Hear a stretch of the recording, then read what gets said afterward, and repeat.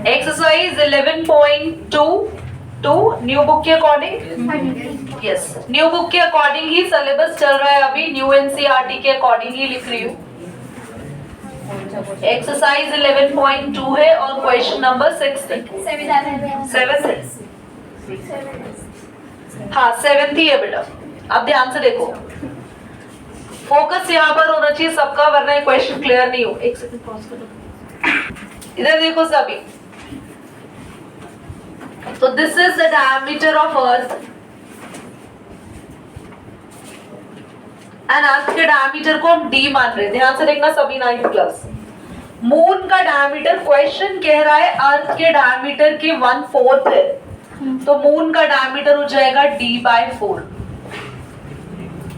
अर्थ का जो डायमीटर है उससे 1/4 है किसका, मून का डायमीटर, बिकॉज मून का डायमीटर छोटा है, मून छोटा है अर्थ से।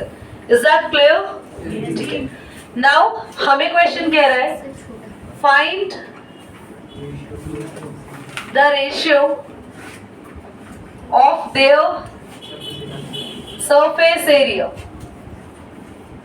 हमें इनके सरफेस एरिया के रेशियो निकालने हैं। तो सबसे पहले हमें यहाँ पे ध्यान से लिखना होगा, ध्यान से देखेंगे सभी। Surface area of moon upon में हमें करना है सरफेस एरिया ऑफ अर्थ। कोई परेशानी किसी बच्चे को?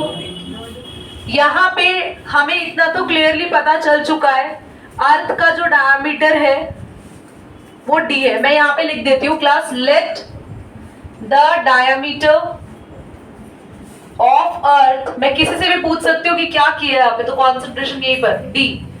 So the diameter of moon will be, क्योंकि क्वेश्चन के अकॉर्डिंग हम बात करेंगे, वो d/4 हो जाएगा। ठीक है। अब अर्थ का डायमीटर d है तो अर्थ की रेडियस हो जाएगी re, लिख देती हूँ। रेडियस ऑफ अर्थ हो जाएगी, जो भी डायमीटर होता है उसको 2 से, और मून की रेडियस हो जाएगी d/4 पहले से ही है। जब डिवाइड में एक और 2 आएगा तो ये 4 के साथ साथ 8 बन जाएगा, क्योंकि जब डिवाइड में एक और 2 लगाएंगे 4 के साथ तो ये 8 बन जाएगा। क्लियर हो गया? यहाँ किसी को डाउट? अर्थ का डायमीटर d, अर्थ की रेडियस हो गई d/2। मून का डायमीटर d/4 क्यों लिखा? क्योंकि क्वेश्चन कह रहा है कि मून का डायमीटर अर्थ का 1/4 है। 1/4 का मतलब है 4 से डिवाइड करो। 1/4 4 टाइम्स बोलता तो 4 से मल्टीप्लाई, 1/4 बोले 4 से डिवाइड करो। और d/4 है डायमीटर, तो रेडियस निकालने के लिए बच्चों 2 से डिवाइड करेंगे। कुछ बच्चों को ये लग रहा होगा ये तो फ्रैक्शन में है दीदी, 2 तो इसके भी नीचे आएगा। ऐसा नहीं करते, फ्रैक्शन में भी 2 से डिवाइड करते हैं, तो जो नीचे डिनोमिनेटर लिखा होता है उसी के साथ ही 2 आ जाता है मल्टीप्लाई में, उसी को डिवाइड करना भी कहते हैं।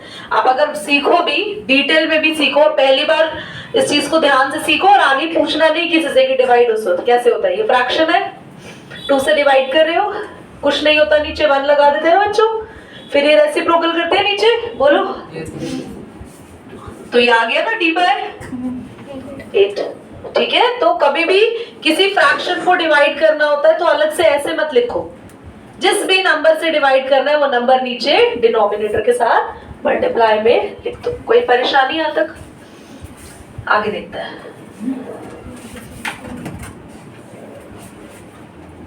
The ratio of their surface area.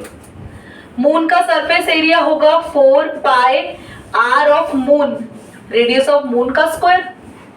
ये भी क्या होगा 4π रेडियस ऑफ अर्थ का स्क्वायर। 4π से 4π कैंसिल हो गया। ठीक है बेटा, रेडियस ऑफ मून का स्क्वायर बचा और रेडियस ऑफ, कोई परेशानी आता है बच्चों? पक्का। अब रेडियस ऑफ मून ध्यान से देखो, d/8 8 है रेडियस ऑफ मून बेटा, d/8 का स्क्वायर और नीचे d/2 का स्क्वायर। क्योंकि यहाँ से नीचे मुझे लग रहा है प्रॉब्लम आएगी, then I will write over there. सबको यहाँ दिख रहा है तो d/8। आदित्य, जानवी दिख रहा है बच्चे तुम्हें? मिष्टी नहीं? अभी पक्का? d/8 का स्क्वायर अपॉन में, आर यू श्योर? d/2 का स्क्वायर। दिख रहा है? हाँ, जहां नहीं दिखे तुरंत रोक देना मुझे। क्योंकि पूरी कहानी के बाद रुकोगे तो फिर वो कहानी खत्म हो चुकी होती है। d/8 का स्क्वायर है तो d/8 2 बार लिख दूं, अपॉन में d/2 को भी। अब यार बच्चों d/2 नीचे डिवाइड में है, अगर इन्हें मल्टीप्लाई में लाना चाहते हो तो ऊपर आने के बाद ये रेसिप्रोकल। तो देखो d/8 और मल्टीप्लाई में d/2 आगे क्या बनेगा 2/d। कुछ कैंसिल हो रहा है, d से दोनों d, 2 4s are 8, 2 4s are 8, नीचे दोनों 4 बचे तो 4 4s are 16, ऊपर 1 बचा, नीचे 16 आया, 1:16 इज दी आंसर। समझ में आ गया क्वेश्चन? पॉज कर दो। क्लियर हुआ बेटा? 8 कह रहे हैं hemispherical bowl is made up of 0.25 centimetre of thickness.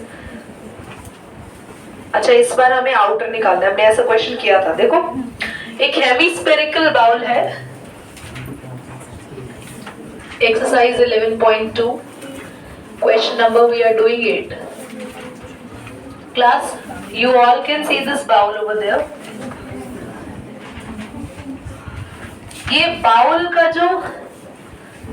का जो ये ऊपर टॉप पोर्शन है उसको देखो, यहाँ थिकनेस दे रखी है 0.25 सेंटीमीटर या मीटर, और हमें इनर रेडियस कितनी है? बेटा ध्यान से देखो, अगर मैं इसका फेस ऐसे बनाऊं आपको तो ज्यादा बेहतर समझा पाऊंगी मैं आपको। समझना कि मैं आपको बाउल ऐसे दिखा रही हूँ, समझे? ये इसकी थिकनेस है 0.25, ये इनर रेडियस है 5। अगर मैं इन्हें ऐड कर दूं तो ये पूरा आ जाएगा 5.25 सेंटीमीटर, जो कि कौन सी रेडियस हो जाएगी? आउटर रेडियस का मतलब होता है आउटर सर्कल की रेडियस।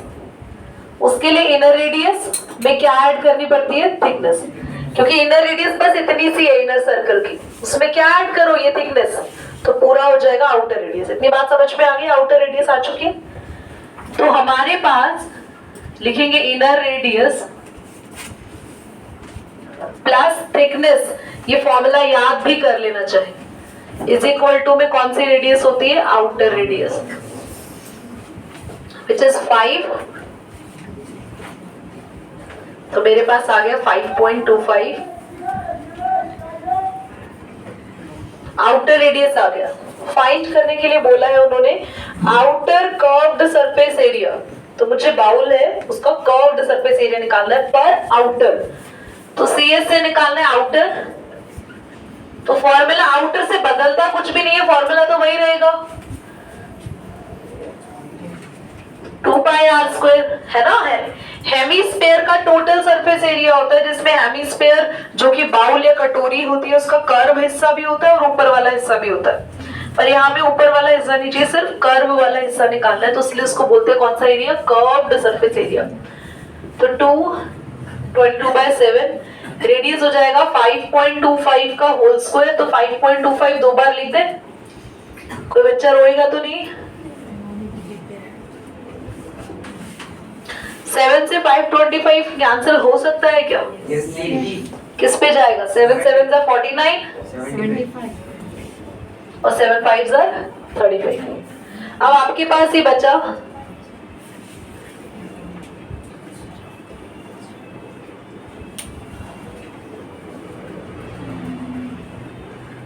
आप इसे 5 की टेबल से कर सकते हैं वैसे।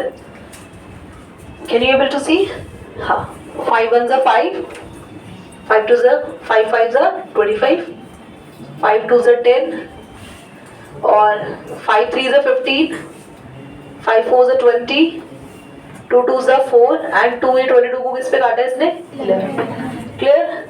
आप चाहो तो इस 525 को भी 100 से सॉल्व कर सकते हो, बट आई प्रेफर नाउ कि अब आप आसान रहेगा 11 को 525 से मल्टीप्लाई कर दो और नीचे 100 है ना, तो 2 0 से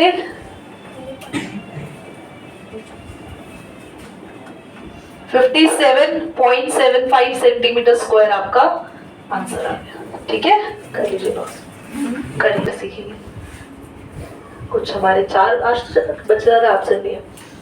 देखो 3 मिसप्लेस हो गया था, हमने खाली 525 को 11 से मल्टीप्लाई किया, मेक इट रीकरेक्ट। तो आपके पास होगा 525 into 11, तो वो आ रहा था 5775 ना।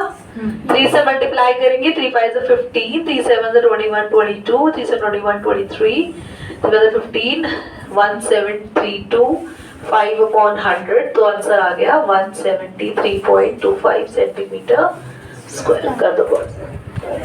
ध्यान से देखना, हमारे पास एक सिलेंडर है, उसमें स्पेयर है, ठीक है। ये सिलेंडर है क्लास, और इस सिलेंडर में रखा हुआ है हमने ये स्पेयर। स्पेयर का जो रेडियस है ना वो है स्मॉल r। इतनी बातें क्लियर हो गई है ना? ध्यान से देखो जरा, ये स्पेयर का रेडियस r है, ये स्पेयर का रेडियस r है। बोर्ड पे देखना सभी, r और r मिला के पूरे सिलेंडर की हाइट हो गई 2r।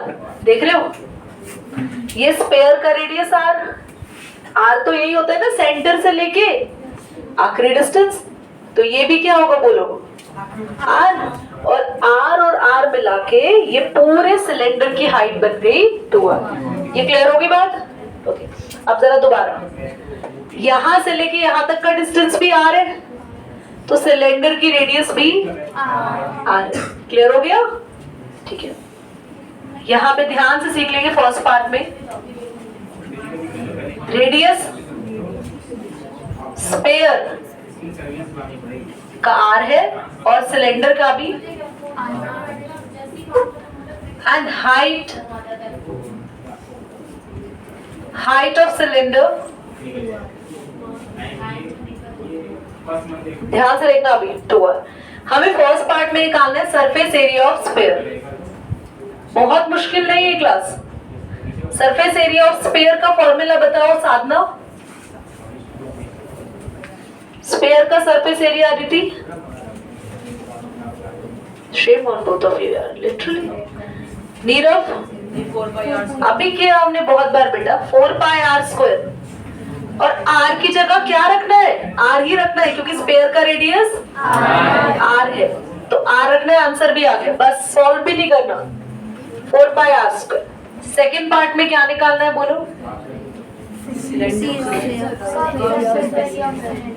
Curved surface area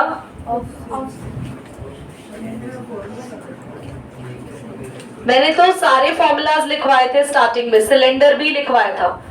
2πrh होता है, तो सिलेंडर की रेडियस भी r है, मैंने लिखा है ऊपर सिलेंडर की रेडियस भी, पर सिलेंडर की हाइट क्या है?